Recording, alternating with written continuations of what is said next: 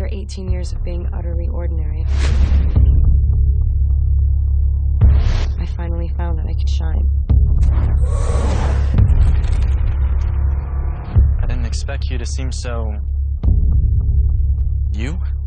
Last movie, you imprinted Yeah. on a baby. In Yep. this movie, you're undressing in front of Bella's dad. I know. You're nuts in this movie. Can't control myself. If Stephanie Meyer were to write another book and you guys made another movie, how much crazier is this going to get for you? I can't imagine it getting crazier.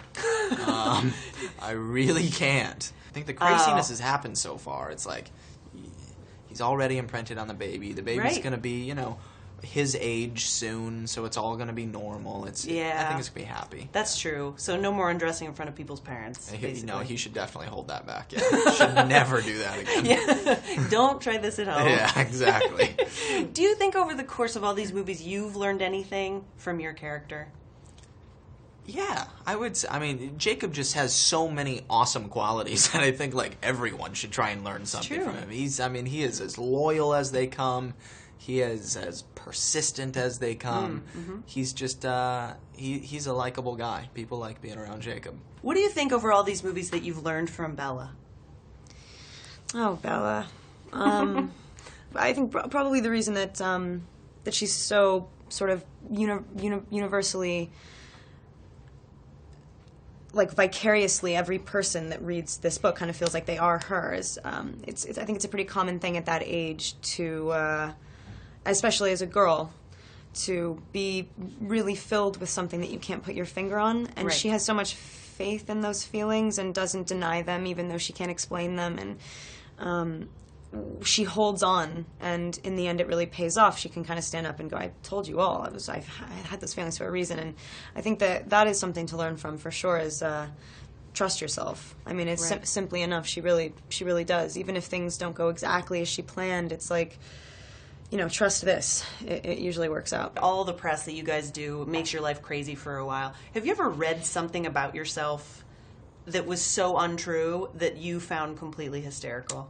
There has to be. Well, the funniest one was it was a death claim. It was all over. You got one of those? Oh yeah. What? How did they say you died? I went to a club or something, and at 2 a.m. these foreign stripper girls took me away and drugged me, and it was really the craziest story I've ever heard in my life. When really it was just someone cut and paste the Hostel scenario exactly. and put your name in it. Exactly. That's terrible. It was insane, and people believed it. My time as a human was over, but I never felt more alive. One of the things that really stayed with me, both from the trailer, it's in the movies, when you say, I've never felt so alive. And I wondered if, that kind of evokes a memory in your real life of a moment where you felt really alive, or something that you like to do where you just feel like you're in your zone. Yeah. Oh, man. That's a good question. But I feel really very good behind the wheel of a car. Nice. Yeah, I'm from LA, and it's a real car driving town. Yes. And no walking. No. Fast cars? I can cruise. I like to drive fast too, but just movement, just being kind of isolated, but with ultimate freedom. Right. It's nice. And on the road trips? Just trying to plug my next film. That's right. Perfect segue.